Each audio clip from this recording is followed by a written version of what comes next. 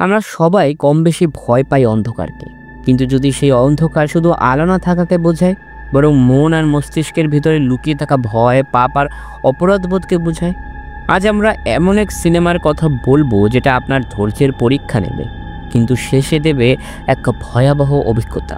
এই সিনেমা ধীরে ধীরে তৈরি হয় তিনটি ভিন্ন জীবন, তিনটি ভিন্ন চরিত্রের গল্প নিয়ে, কিন্তু তাদের ভাগ্য এক সূত্রে বাঁধা। এটা শুধু হরর না, এটা ভয়, পাপবোধ আর বাস্তবের এক যুদ্ধ। তো কথা বলছি 2020 সালের তামিল সাইকোলজিক্যাল থ্রিলার অন্ধাকারম, মানে অন্ধকার। সিনেমার শুরুতে আমরা দেখি সিলভাম নামের এক ব্যক্তিকে, যিনি একজন অন্ধ লাইব্রেরিয়ান। কিন্তু সে শুধু অন্ধ না, তার মধ্যে আছে অন্যরকম এক ক্ষমতা। সে আত্মাদের সাথে কথা বলতে পারে এবং কি প্রতিটা কথোপকথন ক্যাসেট করে রেখে দিতে। ছোটবেলায় বাবা মাকে হারায়। সিলভামের বাবা ছিলেন একজন তান্ত্রিক বা অকালিস্ট। তিনি ভূত প্রেত তাড়ানো কিংবা তাদের সাথে কথা বলা এই ধরনের কাজ নিয়ে ব্যস্ত থাকত। বাবার কাছ থেকে সিলভাম এই ধরনের কাজ শিখেছে। এই কাজকে ভূত তাড়ানোর একটা সাইড বিজনেস চালাচ্ছে সে। পাশাপাশি সিলভাম একটি গভর্নমেন্ট লাইব্রেরিতে গ্রন্থাগার ক্লার্ক হিসেবে কাজ করে। পুঁজি হিসেবে তার বাবা রেখে গেছে তাদের সেই পৈতৃক বাড়িটা। সিলভাম তার বাবার রাখা বাড়িতেই থাকছে। বাড়িটার অবস্থা জরাজীর্ণ থাকলেও বর্তমান সময় এই প্রপার্টির দাম আকাশ ছোঁয়া। আর তার ওই বাড়িটার প্রতি সেখানকার লোকাল রিল অ্যাসেট এজেন্টদের খুবই নজর রয়েছে। সিলভামের কাছের মানুষ বলতেই আছে তার টিচার পূজা। সিলভাম তার সাথে সব কিছুই শেয়ার করে, একদম বন্ধুর মতো। তো এইবার তৃতীয়বারের মতো সে বোর্ড পরীক্ষা দিতে চলেছে। পূজা সিলভামকে বলে তার এইবার পাশ করাটা অনেক জরুরি। তাই পূজা সিলভামকে বোর্ড পরীক্ষার দিন সাহায্য করতে চায়, অর্থাৎ চিটিং করে তাকে পাশ করিয়ে দিতে চায়। কিন্তু সিলভাম এতটাই সৎ যে এই প্রস্তাবে রাজি হয় না। সে বলে, ফেল করব, তারপরও চিটিং করব না। সিলভাম বলে, আরও একবার না হয় ফেল করলাম, কিন্তু চিটিং করে মনের ভিতরে সারা জীবনের মতো গিল্ড ফিল করতে চাই না। সিলভামের এই সততা দেখে পূজার মনে পড়ে যায় তার মৃত বাবার কথা। পূজা বলে, ঠিক তোমার মতো আমার বাবাও একজন সৎ ট্রাফিক পুলিশ অফিসার ছিলেন। একদিন আমাকে কলেজ জব করার সময় তাড়াহুড়ো করে হেলমেটটা বাসায় রেখে এসেছিল। আমার অলরেডি সেদিন অনেক দেরি হয়ে গেছিলো, তাই আমি বাবাকে বলেছিলাম আজ হেলমেট ছাড়া গেলে কিছু হবে না। সেও রাজি হয়ে যায়। সেদিনই তার অ্যাক্সিডেন্ট হয়। মাথায় প্রচণ্ড আঘাত লাগার কারণে সেখানে আমার বাবা মারা যায়। তাই ওই দিনের পর থেকে পূজা বাবার মৃত্যুর জন্য নিজেকেই দায়ী করে আসছে। কারণ সে যদি তাড়াহুড়ো না করতো তাহলে আজ হয়তো তার বাবা জীবিত থাকতো। সিলভামের কিডনি ফেলিয়ার আছে, মানে কিডনিতে সমস্যা। ডোনার তো পেয়ে গেছে, কিন্তু অপারেশন করাতে 80,000 টাকা প্রয়োজন। সামান্য একটা লাইব্রেরিতে চাকরি করে এত টাকা সে কোথায় বা পাবে? এমনিতে ওইদিকে পড়ে রয়েছে মাসের পর মাস ওষুধের বিল। লাইব্রেরির স্যারের কাছে টাকা চাইলে সে সোজা না করে দেয়। তাই সিলভাম আর কোনো উপায় না পেয়ে চলে যায় তার মামা সুন্দরামের কাছে। মামা সামান্য একটা থিয়েটার চালায়, কিন্তু তাও সে মাঝে মাঝে সিলভামকে কিছু টাকা দিয়ে সাহায্য করে। তবে তার পক্ষে এতগুলো টাকা একসঙ্গে দেওয়া সম্ভব না। সুন্দরাম তখন বলে, তোমার বাবার পুরনো ম্যানুস্ক্রিপ্টগুলো যদি আজ থাকতো তাহলে হয়তো ওগুলো বিক্রি করে কিছু টাকা পাওয়া যেত। কারণ সেই সময় একটা ব্রডওয়ে প্রশাসন সেই ম্যানুস্ক্রিপ্টগুলোকে বই হিসাবে পাবলিশ করতে চেয়েছিল। তারা এর জন্য সিলভামের বাবাকে অনেকগুলো টাকা অফার করলেও সে ওই সময় রাজি হয়নি। মামার কথা শুনে সিলভাম একটু আশার আলো খুঁজে পায়, কারণ ও যে লাইব্রেরিতে কাজ করে সেখানে বাবার পুরনো কিছু ম্যানুস্ক্রিপ্ট লুকিয়ে রাখা আছে। তাই সেদিন রাতেও অফিস খালি হওয়ার পর বাবার সেই স্ক্রিপ্টগুলো চুরি করে পরদিন সকালে চলে যায় ব্রডওয়ে পাবলিশারের কাছে এগুলো বিক্রি করার জন্য। কিন্তু সেখানকার মালিক রবি এগুলোকে কিনতে চাচ্ছিল না, কারণ তার মধ্যে বর্তমানে ইন্টারনেট ও সোশ্যাল মিডিয়ার যুগে এগুলো কেউই কিনতে চায় না, তাও আবার পুরনো ভূতের রসায়ক। ঠিক 20 বছর আগে তোমার বাবাকে অনেক রাজি করানোর চেষ্টা করেছিলাম এই বইগুলো বিক্রি করার জন্য, কিন্তু সে ওই সময় রাজিই হয়নি। ওই সময় বিক্রি হলে তাও একটা কথা ছিল, কারণ ওই সময় এই বইগুলোর দাম চড়া মূল্যে বিক্রি হতো। ওই সময় রাজি হলে কিছু টাকা কামাতে পারতো, কিন্তু নিয়তির শিকার হয়ে লোকটা বাড়িটাও হারালো আর নিজেও মর্মান্তিকভাবে মারা গেল। তখন সিলভাম বলে, না, বাড়িটা এখনও আছে। কথাটা শুনে রবি একটু নড়ে চড়ে বসে, কারণ সে পাবলিশিংয়ের পাশাপাশি প্রমোটিংয়েরও কাজ করে। সে বলে, এত চড়া মূল্যে একটা বাড়ি থাকতে সেটাকে বিক্রি করছো না কেন? সিলভাম বলে, সেটা বাবার রেখে যাওয়া একমাত্র স্মৃতি, তাই সে বাড়িটা বিক্রি করতে চাচ্ছে না। তাই কথায় কথায় রবি জানতে পারে সিলভাম ভূত প্রেত তাড়ানোর কাজ করেও টাকা কিছু আয় করছে। বিষয়টা জেনে সে ওকে একটা কাজের অফার দেয়। সে বলে, আমার একটা বন্ধু শহরের একটা বিল্ডিং ভেঙে শপিং মল বানাতে চায়, কিন্তু সেখানে এখনও কনস্ট্রাকশনের কাজ শুরু করতে পারেনি, কারণ 6 তলার ওই উপরের বিল্ডিংয়ে শ্রমিকরা কোনো অশুভ শক্তির উপস্থিতি টের পায়, তাই সেখানে কেউ কাজ করতে রাজি হয় না। আর তুমি যদি সেই বিল্ডিং থেকে অশুভ শক্তিটাকে তাড়াতে পারো তাহলে আমার প্রমোটার বন্ধু তোমাকে 1 লাখ টাকা দেবে। সিলভাম চিন্তা করে দেখে অপারেশন করাতে প্রয়োজন 80,000 টাকা, এর থেকে বেশিই পাচ্ছে সে, তাই প্রস্তাবে রাজি হয়ে যায়। তবে এই ব্যাপারে সিলভাম এখনও অনভিজ্ঞ, কিন্তু গ্রন্থাগার থেকে বাবার সেই ডেভিল ওয়ার্কশপের বইটা কোথাও খুঁজে পাচ্ছে না, হয়তো কেউ সেটা চুরি করে নিয়ে গেছে। পরদিন রবি সিলভামকে নিয়ে আসে সেই হন্টেড ফ্ল্যাটে, কিন্তু বিল্ডিংয়ের ওনার সিলভামকে দেখে রবির উপরে খেপে যায়। একে তো ছেলেটা অন্ধ, তারপর যদি কোনো অঘটন ঘটে যায় তারপরে সেই জবাবদারি কে করবে? কিন্তু রবি তাকে কোনো রকম বুঝিয়ে শান্ত করে। পরে সিলভাম একাই চলে যায় 6 তলা ফ্লোরে। 6 তলার ফ্ল্যাটের মালিক ছিল ডক্টর ইন্দ্রান, তাকে নিয়েও আমরা একটু পরেই আলাপ করব। খুব একটা অভিজ্ঞতা না থাকলেও সব নিয়ম নীতি মেনে শুরু করে ভূত তাড়ানোর প্রক্রিয়া। কিন্তু সিলভাম যতটা সোজা ভেবেছিল ততটা সোজা না, কারণ এই রুমের ভেতরে ছিল একটা না বরং দুটো আত্মা। সিলভাম ভয়ানক অশুভ শক্তির আভাস পেয়ে তাড়াতাড়ি সব কিছু গুছিয়ে নিয়ে চলে যাবেই করে ওই সময় দুটো আত্মা তার উপরে চড়াও হয়। সিলভাম কোনো রকম প্রাণ বাঁচিয়ে বিল্ডিং থেকে বেরিয়ে আসে। সিলভাম রবিকে বলে, আজ আমি করতে পারিনি, তবে আবার আসবো। কথাটা শুনে তাদের সিলভামের প্রতি আস্থা জাগে, কারণ এর আগে যতবার কোনো তান্ত্রিককে তারা এখানে নিয়ে এসেছে তাদের মধ্যে কেউই এই বিল্ডিংয়ের ভেতর থেকে বেঁচে ফেরেনি। তবে সেই দিনের পর থেকে সিলভাম সবসময় নিজের কাছাকাছি কোনো এক অদৃশ্য শক্তি টের পায়, কিন্তু তার তো এখনও 80,000 টাকা প্রয়োজন।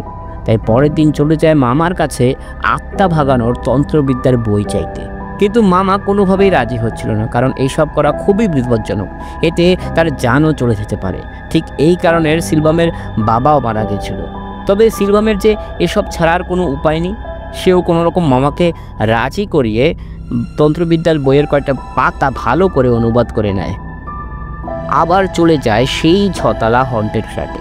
অবশেষে সিলভাম অনেক কষ্টের পর আত্মাকে বোতলে বন্দি করতে সক্ষম হয়।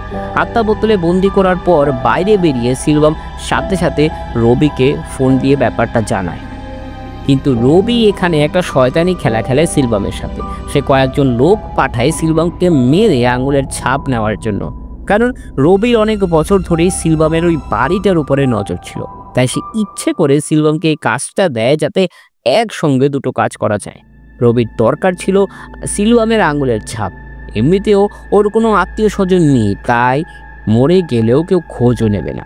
কিন্তু অসহায় ছিল সিলভাম, এগুলো তো কিছুই জানতো না। সে মামার থিয়েটারে রবির জন্য অপেক্ষা করতে থাকে। সিলভাম ফোন করে মামাকে বোতলে আত্মাবন্দি করার ব্যাপারটা জানালে মামা রেগে যায়, বলে, এটা কি করলি?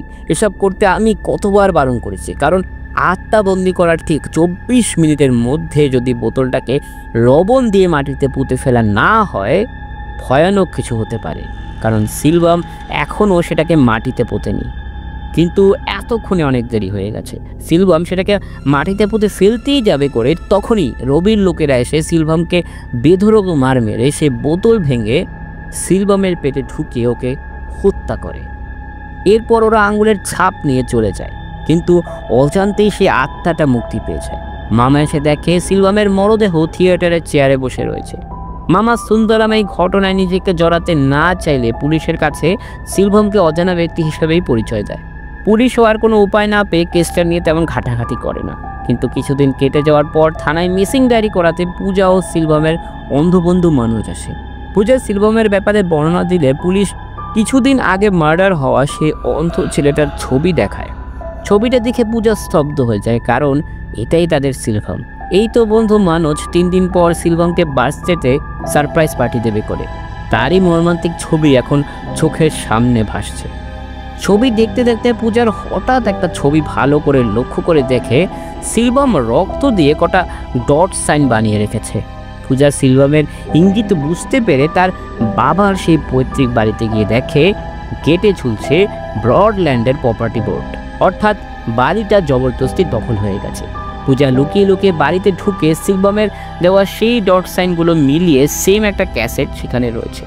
ক্যাসেটটা প্লে করলে পূজা শুনতে পারে এটার মধ্যে সিলভাম কথা বলছে পূজার বাবার আত্মার সঙ্গে, যেখানে তার বাবা বলছিল যে তার অ্যাক্সিডেন্টে পূজার কোনো দোষ ছিল না, সে নিজেই অনেক টেনশনে ছিল ওই দিন, তাই উল্টোপাল্টা গাড়ি চালাচ্ছিল, যার কারণেই অ্যাক্সিডেন্ট হয়। পূজা যেন আমার এই অ্যাক্সিডেন্টে নিজেকে দোষারোপ না করে। সিলভামের ড্রয়ার থেকে পূজা একটা ডকুমেন্টস পায় যেটার মধ্যে ব্রডল্যান্ড প্রপার্টির অ্যাড্রেস ছিল। সেটা দেখেই পূজা পরদিন রবির সাথে দেখা করতে আসে। পূজা তাকে সিলভামের বাড়িতে তাদের কোম্পানির বোর্ড লাগানো কেন সেটা জিজ্ঞেস করতে গেলে রবি ক্ষেপে গিয়ে তাকে অফিস থেকে বেরিয়ে যেতে বলে। তার ব্যবহার দেখে পূজা এতটুকু বুঝে যায় যে সিলভামের মৃত্যুর পিছনে লোকটার কোনোভাবে হাত আছে। তো একদিন সময় করে পূজা সিলভামের বাড়ি থেকে তার সমস্ত ক্যাসেট আর টেলিফোনটা তার ছিঁড়ে নিয়ে যাবেই করে ওই সময় হঠাৎ টেলিফোনটা বেজে ওঠে। অবাক ব্যাপার, এই মাত্রই টেলিফোনের তারটা ছিঁড়ে নিল, তাহলে বেজে উঠল কী করে? ভয় ভয় ফোনটা রিসিভ করলে একটা পরিচিত গলা উপাস থেকে বলছে, কেমন আছো টিচার? পূজা বলে, কে সিলভাম? তোমার সাথে এমনটা কে করেছে আমাকে বলো। সিলভাম বলে, আমার পরিস্থিতি আমাকে এটা করতে বাধ্য করেছে, আমার মৃত্যুর পিছনে আমি নিজেই দায়ী। এই বলে সে নিজের মৃত্যুর পুরো ঘটনা পূজাকে খুলে বলে। তারপর পূজা সিলভামকে দুটো কাজ করতে বলে যেটা ভিডিওর শেষে জানতে পারবে। তো ভিডিও শুরুতে যেমনটা আমি বলেছিলাম, মুভির কাহিনীটা একটু জটিল হওয়ার কারণে আমি 3টে আলাদা গুরুত্বপূর্ণ চরিত্রকে নিয়ে আলাদাভাবে কথা বলবো। সেই মতো এখন আমরা চলে যাচ্ছি গল্পের দ্বিতীয় চরিত্র ডক্টর ইন্দ্রানের কাছে। ডক্টর ইন্দ্রান একজন সাইকোলজিস্ট বা সাইকিয়াট্রিক। সে মানসিক রোগীদের চিকিৎসা করে। প্রতিদিনের মতোই সে তার চেম্বারে বসেছিল। হঠাৎ একদিন তার একজন পুরনো পেশেন্ট এসে তাকে গুলি করে নিজেও আত্মহত্যা করে, কিন্তু সেদিন কোনো রকম ডক্টর ইন্দ্রান প্রাণে বেঁচে যায়। দীর্ঘ 8 মাস পর কোমা থেকে জ্ঞান ফিরে সে জানতে পারে গলার ভেতর থেকে বুলেট বেরিয়ে আসার কারণে তার ভোকাল কর্ড নষ্ট হয়ে যায়, যার ফলে সে আর কখনোই কথা বলতে পারবে না। ইন্দ্রানের বন্ধু বাসন্ত জানায় তার সেই পেশেন্ট ক্লিনিকে আসার আগে ইন্দ্রানের বাড়িতে ঢুকে তার পরিবারের সবাইকে হত্যা করে। বন্ধুকে বলে, তুমি এতদিন রোগীদের মানসিকভাবে শক্ত থাকার পরামর্শ দিয়ে এসেছ, এখন নিজেকেও মানসিকভাবে শক্ত রাখতে হবে। তবে এত মাস কোমায় থাকার কারণে মেডিকেল টিম তাকে নিবিড় পর্যবেক্ষণে রাখবে। এই দুর্ঘটনার কারণে মেডিকেল কাউন্সিলের টিম ডক্টর ইন্দ্রানের লাইসেন্স সাময়িক সাসপেন্ড করে রেখেছে। যেহেতু 8 মাস কোমায় ছিল, তাই কাউন্সিলররা তার প্র্যাকটিসের ক্ষমতা নিয়েও সন্দেহ করছে, সেজন্য তার ক্লিনিকও আপাতত বন্ধ করে রেখেছে। ডক্টর বসন্ত ইন্দ্রানের দেখাশোনার দায়িত্ব নিয়ে হরিশের সাহায্যে ইন্দ্রানের জন্য একটা ভয়েস ইলেকট্রনিক্স যন্ত্র তৈরি করে, যেটার সাহায্যে ইন্দ্রান কথা বলতে পারবে। বসন্ত তাকে অনেক বারণ করার সত্ত্বেও ইন্দ্রান তার সেই ফ্ল্যাটেই থাকবে যেখানে তার পুরো পরিবারকে হত্যা করা হয়েছে। যেহেতু তার ক্লিনিক কাউন্সিলররা বন্ধ করে রেখেছে, তাই সে কাউকে কিছু না জানিয়ে ওর যাবতীয় যত পেশেন্ট ছিল প্রত্যেকের বাড়িতে গিয়ে ভিজিট করে। কিন্তু কিছু পেশেন্টের বাড়ি গিয়ে সে জানতে পারে যে ডাক্তার ইন্দ্রান এতদিন না থাকায় তারা অন্য ডাক্তারের চেক আপে আছে। ডক্টর ইন্দ্রান তাদের বলে, অন্য ডাক্তারের কাছে যেতে হবে না, আমার ক্লিনিক কাজ চলছে, তাই আপাতত আমি মঙ্গল ও বৃহস্পতিবার রোগীদের দেখতে আসবো। আর যদি টাকার চিন্তা করেন তাহলে সেটা না দিলেও কোনো সমস্যা নেই। ইন্দ্রান যেহেতু শহরের অনেক নাম করা একজন ডাক্তার, তাই তার কথার উপরে আর কেউ কিছু বলতে পারে না। এবং কি সবচেয়ে অদ্ভুত ব্যাপার হলো, ইন্দ্রান রোগীদের মাত্র 1 সপ্তাহ ধরে দেখা শুরু করতেই যে সমস্ত রোগীরা বছরের পর বছর প্যারালাইজ হয়ে পড়েছিল, তাদের মধ্যে হঠাৎই একটা অদ্ভুত পরিবর্তন লক্ষ্য করা যায়। যে সমস্ত রোগী একটা ছিটে ফোটার রেসপন্স পর্যন্ত করতো না, তারা হাঁটা থেকে শুরু করে বাড়ির সমস্ত কাজ করতে থাকে।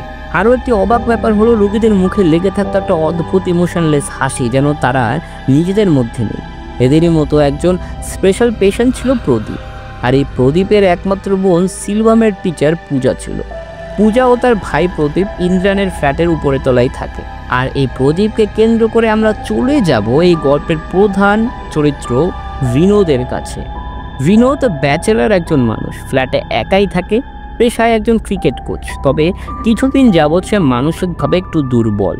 বাসায় ল্যান্ডলাইন ফোনটা সমস্যা হওয়ার কারণে কোম্পানির লোককে ফোন দিলে ল্যান্ডলাইন ফোনটা রিপ্লেস করে একটা ডায়ালার ফোন দিয়ে যায়। তবে আজকালকার যুগে এই ধরনের ফোন কেই বা ব্যবহার করে। বিনোদের এই আচরণ ওর গার্লফ্রেন্ড মানসির মোটেও পছন্দ না।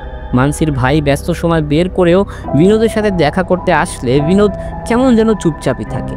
বাড়িতে ওই ডায়ালার ফোনটা আসার পর থেকে সবকিছু অদ্ভুত ঘটতে থাকে বিনোদের সাথে। মাঝে মাঝেই দেয়ালের ভিতর থেকে ভেসে আসে অদ্ভুত কিছু আওয়াজ। বিনোদ একদিন বন্ধু প্রদীপকে দেখতে যায়। প্রিয় বন্ধু প্রদীপ অনেক মাস যাবৎ প্যারালাইজ হয়ে আছে, তবে ডক্টর ইমরান ফিরে আসাতে কিছুটা সুস্থ হয়ে উঠছে। এখন কিছুটা মুখ থেকে শব্দ করছে।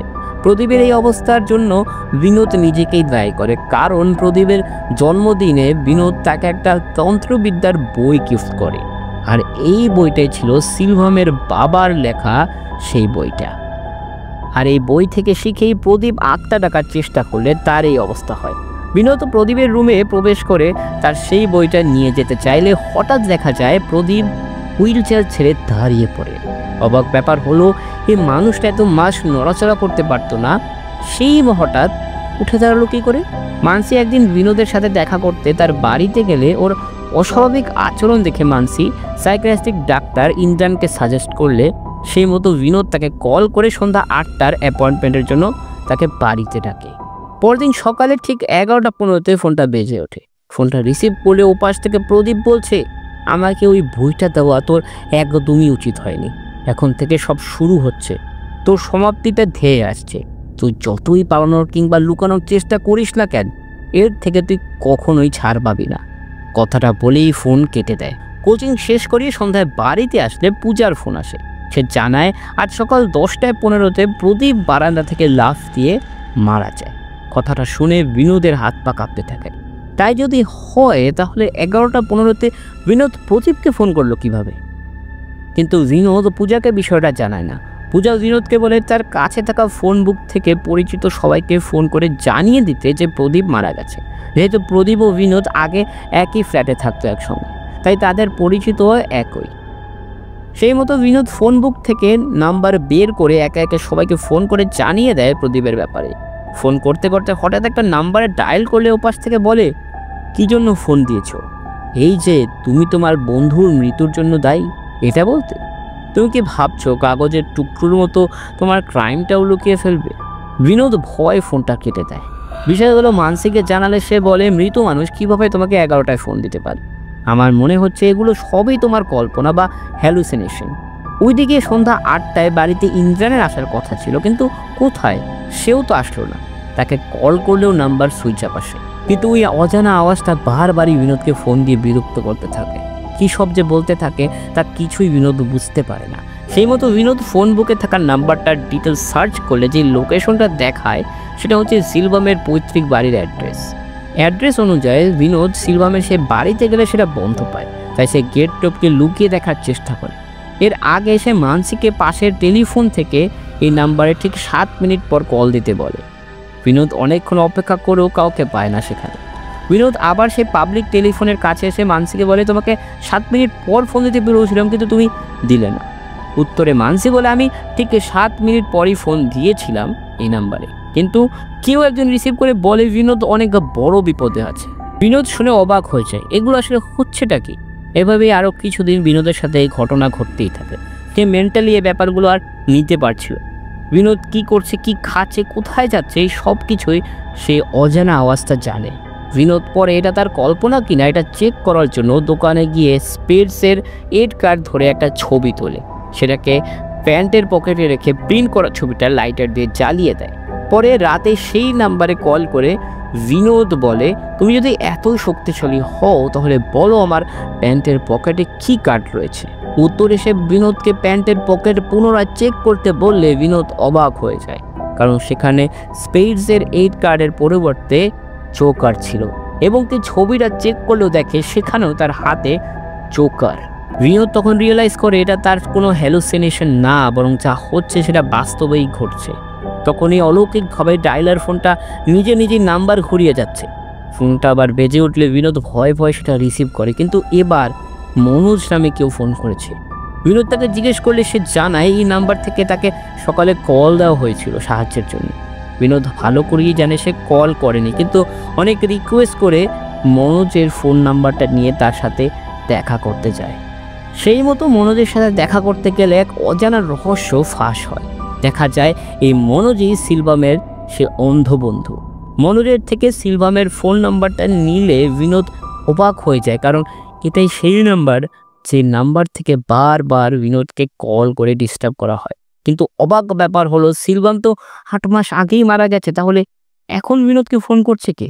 বিনোদ মনোজের থেকে সিলভামের ব্যাপারে সবকিছু জেনে সিলভাম যেই লাইব্রেরিতে কাজ করত সেখানে কিছু পত্রিকা ঘাটাঘাটি করে সিলভামের মৃত্যুর ব্যাপারে জানতে পারে। সিলভামের বাড়ির অ্যাড্রেস, তার নাম্বার সবকিছু মিলে গেলে এটাই প্রমাণিত হয় যে বিনোদকে এতদিন যে ফোন করছে সে আর কেউ না, স্বয়ং সিলভাম। মানসি ওকে এসব নিয়ে দূরে থাকতে বললেও বিনোদ বের করেই ছাড়বে যে তার সাথে এসব কে করছে আর কেন করছে। সেই মতো রাতে শোয়ার সময় রুমে একটা ক্যামেরা ফিট করে রাখে যাতে অলৌকিক ঘটনাগুলো ক্যামেরায় ক্যাপচার হয়, কিন্তু ক্যামেরাতে কিছুই রেকর্ড হয় না। পরদিন সকালে আবার ফোন বেজে উঠলে সেটাকে রিসিভ করলে বিনোদের বাসায় অলৌকিক ঘটনা ঘটতে শুরু করে। আয়নার কাঁচ ভেঙে যায় এবং তার ঘরের দরজা লক হয়ে যায়। বিনোদ তাড়াতাড়ি পূজাকে ফোন করে আসতে বলে। তখনই দেখা যায় বিনোদের ঘরের চাবির সাথে যে ডাইসটা ছিল সেটা বারবার চেঞ্জ হয়ে যে নাম্বারটা আসছিল সিরিয়াল ওয়াইজ সেটাও সিলভামের নাম্বার, যেটা ওই ডায়লার ফোনের পিছনেও ছিল, অর্থাৎ এই ফোনটাও সিলভামেরই ফোন। এরই মধ্যে পূজাও সেখানে চলে আসলে কোনো রকম ডোর আনলক করে বাইরে বেরিয়ে বিনোদ পূজার ফোন থেকে সেই নাম্বারটা ডায়াল করলে সিলভাম নামটা সেভ দেখে বিনোদ অবাক হয়ে পূজাকে জিজ্ঞেস করে, এই নাম্বারটা তুমি কোথায় পেলে? তখন সে জানতে পারে সিলভাম পূজার ছাত্র ছিল। আর অবাক করা ব্যাপার হলো ফোনটার রিং পাচ্ছিল বিনোদের ঘরে সেই ডায়লার ফোনটা থেকে। দেখা যায় ফোনটা রিসিভও করা হয়েছে। ঘরে বিনোদ দ্রুত গিয়ে স্তব্ধ হয়ে যায়, কারণ রিসিভার শূন্যে ভাসছিল। আর ওইদিকে পূজার ফোনে সিলভাম বলছে, টিচার ওকে ঘরের ভেতরে যেতে দিও না, ও অনেক বড় বিপদে রয়েছে, প্লিজ আমাদের হাতে সময় নেই। আসলে আমি ওকে এতদিন ফোন করে বাঁচিয়ে আসছিলাম, ও অনেক বড় বিপদে রয়েছে, ও মরতে চলেছে। কিন্তু ততক্ষণে অনেকে দেরি হয়ে যায়। পূজা ঘরে যেতে যেতে বিনোদ তার ব্যাট দিয়ে ফোনটাকে ভেঙে ফেলে। পূজা তখন বিনোদকে সব কিছু খুলে বলে যে আসলে অন্য কেউ একজন বিনোদের পিছে লেগে আছে, যে তাকে মারতে যাচ্ছে। বিনোদ আসলে এতদিন ভুল ভাবছিল, এই ফোনটার দ্বারা মিডিয়াম হিসাবে সিলভাম বিনোদকে এতদিন বাঁচিয়ে আসছিল। পূজা এটাও বলে যে সিলভাম ফোনে শেষ বলে গেছে তাদের দুজনকে চেনে এমন কেউ তাকে মারতে চাচ্ছে, আর সেই মানুষটার থেকে সিলভাম এতদিন বিনোদকে প্রোটেক্ট করে আসছিল। কিন্তু যখন সিলভাম ওই ব্যক্তিটার নাম বলতেই যাবে ঠিক ওই সময় বিনোদ ফোনটা ভেঙে ফেলে। এখন কি করার? এই ফোনটাই তো একমাত্র মিডিয়াম ছিল যেটার দ্বারা সিলভামের সাথে কথা বলা যায়। তারা আর বেশি দেরি না করে দুজনেই চলে যায় বাজারের একটি দোকানে ফোনটা ঠিক করাতে। দোকানে গিয়ে দোকানদারকে যত টাকা লাগবে সেটা বলে দ্রুত ফোনটাকে সারাতে বলে। এরপর বিনোদ মানসিকে ফোন করে বলে সে জেনে গেছে তার পিছনে কে লেগে আছে। বলে প্রদীপ হয়তো তাকে মারতে চাচ্ছে, কারণ ওই তন্ত্র বইটা দেওয়ার কারণেই প্রদীপের মৃত্যু হয়েছে। মানসি বলে সে যদি প্রদীপই হয় তাহলে কণ্ঠস্বর কেন বদলিয়ে কথা বলবে। মানসি তখন বলে, তুমি এগুলো আমাকে কেন বলছো? আমি কি কোনো সাইকিয়াট্রিক ডাক্তার? তখনই হঠাৎ বিনোদের মনে পড়ে প্রদীপের চিকিৎসা তো ডক্টর ইন্দ্রান করছিল। সেই মতো বিনোদ ডক্টর ইন্দ্রানকে আবার ফোন করলে নাম্বার সুইচ অফ আসে। তখনই হঠাৎ বিনোদের একটা সন্দেহ হয়। সে দ্রুত ক্যাফেতে গিয়ে ইন্টারনেটে ডক্টর ইন্দ্রানের ব্যাপারে সার্চ করলে দেখা যায় ডক্টর ইন্দ্রান 49 বছরেই মারা গেছে, এবং কি ডক্টর ইন্দ্রানের আন্ডারে যে সমস্ত পেশেন্টগুলো ছিল তারাও তার মৃত্যুর কিছুদিন পরই আত্মহত্যা করেছে। সেই ওয়েবসাইটে ডক্টর ইন্দ্রানের ইন্টারভিউর একটা ভিডিও দেওয়া ছিল। সেই ভিডিওটা প্লে করলে বিনোদের আর কোনো সন্দেহ থাকে না যে ওই ফোনের অজ্ঞাত গলাটা ডক্টর ইন্দ্রানেরই। সেলবামও এটা বলেছিল যে এমন কেউ যা পূজা ও বিনোদকে চেনে সেই ব্যক্তি, আর ডক্টর ইন্দ্রানও কিন্তু পূজা ও বিনোদকে চেনে। বিনোদ যেদিন প্রদীপকে দেখতে এসেছিল সেদিন কিন্তু ডক্টর ইন্দ্রান এসেছিল, আর তখনই বিনোদের সাথে ইন্দ্রানের দেখা হয়। কিন্তু এখনও প্রশ্ন রয়ে গেছে, বিনোদ তো ডক্টর ইন্দ্রানের কোনো পেশেন্ট না, তাহলে ওকে কেন মারতে চাচ্ছে? দেখা যায় ওই নষ্ট ফোনটা বেজে উঠলে বিনোদ রুদ্ধশ্বাসে দৌড়ে সেটাকে নিয়ে একটা ব্রিজের সামনে এসে থামে। তখন আবার ফোনটা বেজে ওঠে। বিনোদ ফোনটা রিসিভ করলে বলে, কি মনে করেছো ফোনটা ভেঙে ফেললে আমি হারিয়ে যাব? কোনোদিনও এমনটা হবে না। বিনোদ তখন বলে, আমি জানি তুমি ইন্দ্রা, যিনি তার রুগীদের চিকিৎসার নামে এতদিন হত্যা করে আসছো। আপনি নিজেকে একজন ডক্টর মনে করেন? লজ্জা হওয়া উচিত আপনার। ইন্দ্রান উত্তরে বলে, তুমি যেটাকে হত্যা বলছো সেটা আমার কাছে সোশ্যাল স্টেরিলাইজেশন, অর্থাৎ সামাজিক নির্বাচন। আর এখন আমরা জানতে পারি ডক্টর ইন্দ্রানের আসল মোটিভ কী ছিল। ইন্দ্রানের মতে এই পৃথিবী মানসিক বেকারগ্রস্তের মানুষের জন্য নয়, তারাই হয় এই সোসাইটির জন্য একটা আতঙ্ক।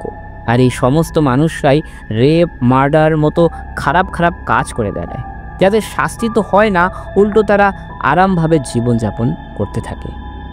কারণ মানসিক ভারসাম্যহীনদের জন্য কোনো আইন নেই এই দেশে, আর এই সমস্ত মানুষরা এটা ডিজার্ভ করে। তাদের মৃত্যু এভাবেই হওয়া উচিত, যেটা আমি তাদের সাথে করছি। আমি পুরো জীবনে এই সমস্ত রোগীদের পিছনে উৎসর্গ করে এসেছি, কিন্তু এর পরিবর্তে আমি কি পেলাম? সে এক মানসিক রোগী আমাকে খুন করার চেষ্টা করে আমার পুরো পরিবারকেও শেষ করে ফেলল। কিন্তু ভাগ্যবশত সেদিন ইন্দ্রান বেঁচে গেলে সিদ্ধান্ত নেয় এই পৃথিবীতে সমস্ত ভারসাম্যহীন মানুষগুলোকে আজীবনের মতো ভ্যানিশ করার সিদ্ধান্ত নেয়। যেহেতু তার ক্লিনিক বন্ধ করে দেওয়া হয়েছিল, তাই সে সমস্ত পেশেন্টের বাড়ি গিয়ে গিয়ে সবাইকে ট্রিটমেন্টের নামে হিপনোটাইজ করে এসেছিল। ঠিক এই কারণেই রোগীদের মধ্যে একটা অস্বাভাবিক পরিবর্তন আসা শুরু করছিল। সবাই ইন্দ্রানের কথা মতো আত্মহত্যা করা শুরু করে। কেউ মাথায় গুলি করে, কেউ পানিতে ডুবে, তো কেউ আবার কারেন্ট শক খেয়ে আত্মহত্যা করে। ইন্দ্রানের এই কার্যকলাপ তার বন্ধু বসন্ত জেনে যায়, তাই ইন্দ্রান তার পরবর্তী শিকার বানায় যে তার মেডিকেল কাউন্সেলিং করছিল, মানে হরিশকে। আর সেই হরিশকে দিয়ে বসন্তকে খুন করে। আর এখন রিভিল হয় সবচেয়ে বড় টুইস্ট। ইন্দ্রানকে যেই পেশেন্টটা মারতে এসেছিল সেও কিন্তু তার ক্লিনিকে বসে আত্মহত্যা করেছিল। সুতরাং ওই পেশেন্টের অতৃপ্ত আত্মা সেই ক্লিনিকের ভিতরেই থেকে যায়, তাই ওই বিল্ডিংয়ের 6 তলা ভুতুড়ে হয়ে যায়, যার ফলে ওই বিল্ডিংয়ে আর কেউ থাকতে চাইতো না। তাই পরবর্তীতে অন্য একজন প্রোমোটার সেটাকে কিনে নেয়। আর এই 6 তলার ভূত তাড়াতে রবি সিলভামকে ডেকেছিল। সিলভাম আত্মাটাকে বোতলে বন্দি করলেও পরবর্তীতে সেই বোতলটা ভেঙে ওকে খুন করার সময় ওই আত্মাটা মুক্তি পেয়ে যায়। আর এই অতৃপ্ত আত্মা মুক্তি পেয়ে কারো শরীরের ভেতরে আশ্রয় খোঁজার চেষ্টা করে। অন্যদিকে লাইব্রেরি থেকে যখন বিনোদ সিলভামের বাবার সেই তান্ত্রিক বইটা চুরি করে প্রদীপকে গিফট করে, প্রদীপ সেই বইটা দেখে দেখে আত্মা তাড়ানোর চেষ্টা করলে ওই পেশেন্টের অতৃপ্ত আত্মা ইন্দ্রানকে মারার জন্য প্রদীপের উপরে ভর করে। আর যেদিন বিনোদ ডক্টর ইন্দ্রানের থেকে অ্যাপয়েন্টমেন্ট নিচ্ছিল, ওই সময় ইন্দ্রান মাত্রই প্রদীপের সাথে লাস্ট সেশন করে ঘর থেকে বেরিয়ে যাচ্ছিল। আর সেই আত্মাটা এতদিন সঠিক সময়ের অপেক্ষা করছিল তার প্রতিশোধ নেওয়ার জন্য। তাই যখন ইন্দ্রান বিনোদের ফোন কেটে বেরিয়ে যাচ্ছিল, পদেশ থাকা প্রদীপ বারান্দা থেকে ঝাঁপ দিয়ে আত্মহত্যা করলে ইন্দ্রানের গায়ের উপরে গিয়ে পড়লে সেও মারা যায়। আর মৃত্যুর পর আত্মারা অসম্পূর্ণ কাজ করতে ফিরে আসে, যেমন ইন্দ্রান এসেছে। বিনোদ ইন্দ্রানের শেষ পেশেন্ট ছিল মরে যাওয়ার আগে। ইন্দ্রান তার 19 বছরের ক্যারিয়ারে আজ পর্যন্ত কখনোই অ্যাপয়েন্টমেন্ট মিস করেনি, তাহলে এটা কি করে মিস করবে? অর্থাৎ ইন্দ্রান তার লাস্ট মেন্টাল পেশেন্ট বিনোদের অ্যাপয়েন্টমেন্ট নিতে ফিরে এসেছে। এক কথায় বলতে গেলে বিনোদকে মারতে আসে। এজন্যই প্রতিদিন সন্ধ্যা 8টার সময় তার ফোন বেজে ওঠে। ইন্দ্রানের মধ্যে যতবারই বিনোদকে ক্ষতি করার চেষ্টা করেছে, ততবার পথের কাঁটা হয়ে দাঁড়িয়েছে সিলভাম। সিলভামের বাবার তন্ত্রবিদ্যার বই দিয়ে প্রদীপের সাথে যা হয়েছে সেটার জন্য সিলভাম নিজেকেও দায়ী করছে। তাই সে বিনোদকে, মানসি ও মনোজকে ফোন দিয়ে বিভিন্নভাবে বাঁচানোর চেষ্টা করে আসছে। ফলে সে বিনোদের রুমেও পরে থাকা শুরু করে। আর এই জন্যই বিনোদের বাড়িতে প্যারানর্মাল অ্যাক্টিভিটিস আমরা দেখতে পাই। কিন্তু এছাড়াও সিলভামের আরও একটি লক্ষ্য ছিল, সেটা হচ্ছে তার বাবার পৈতৃক বাড়িটা বাঁচানো। তাই সে পূজার সাহায্যে নিয়ে রবিকে মেরে সিলভাম নিজের মৃত্যুর বদলা নেয়। আর এভাবেই এই ডায়লার ফোনটা হাত বদল করে বিনোদের বাড়িতে যায়। সিলভাম কখনোই বুঝতে পারেনি যে এই ফোনটা ইন্দ্রান মিডিয়াম হিসেবে ব্যবহার করবে। ইন্দ্রান তখন বিনোদকে বলে, তোমার সময় হয়ে গেছে, অন্ধকার থেকে তুমি আর কখনোই বেরোতে পারবে না, তাই সময় হয়েছে লাফ দাও ব্রিজ থেকে। আমার মতে তোমার মতো লোকের বেঁচে থাকারও কোনো অধিকার নেই, আর সিলভামও তোমাকে বাঁচাতে পারবে না, কারণ তুমি এখন বাইরে আছো। তখনই দেখা যায় বিনোদের ভেতরে সিলভাম ভর করে ইন্দ্রানকে উত্তর দিয়ে বলে, কে বলেছে আমি পারবো না? ইন্দ্রান বলে, হ্যাঁ সিলভাম, কেন আমার কাজে ব্যাঘাত ঘটাচ্ছিস? সিলভাম বলে, তুমি ময়লা থেকে উঠে আসলে আমি কেন ভেতরে নিয়ন্ত্রণ নিতে পারবো না? আমি যতক্ষণ আছি ওকে তুমি কিছুই করতে পারবে না, কারণ ও আর আগের সেই বিনোদ নেই যাকে তোমার মতো লোকের অ্যাপয়েন্টমেন্ট নিতে হবে। ওই আগের বিনোদ অনেক আগেই মারা গেছে, যখন সে সিদ্ধান্ত নিয়েছে তোমার বিরুদ্ধে দাঁড়ানোর। ওর জীবনে অন্ধকারচ্ছন্ন ছিল, অলসতা ও ডিপ্রেশনে ভরা ছিল। তুমি ওকে যদি ভয়ের বিষয়টা না বোঝাতে তাহলে সেও হয়তো কখনো আলোর দেখা পেত না। ইন্দ্রিয়ান বলে, তুমি আলোর কথা বলছো, কখনো দেখেছো আলো? উত্তরে সিলভাম বলে, আমি আলোর ব্যাপারে কিছুই জানি না, কিন্তু অন্ধকারের ব্যাপারে সবই জানি। অন্ধকার হলো আলোর অনুপস্থিতি। এখন তুমি ওর কোনো ক্ষতি করতে পারবে না, কারণ তুমি শুধুমাত্রই একটা কণ্ঠস্বর, সেটাও যতক্ষণই ফোন আছে ততক্ষণই। আর ফোন যদি নষ্ট হয়ে যায় তাহলে না তোমার কোনো অস্তিত্ব থাকবে আর না আমার। এই বলে সিলভাম ফোনের এক একটা পার্ট খুলতে শুরু করে। ইন্দ্রিয়ান বলে, তুই জানিস এই ফোনটা নষ্ট করলে কি হবে? তুইও এই পৃথিবীর সাথে যোগাযোগ হারাবি, নিজের পথ হারিয়ে ফেলবি। সিলভাম তখন উত্তরে বলে, পথ হারিয়ে যাওয়ার থেকে নিজেই হারিয়ে যাওয়া ভালো।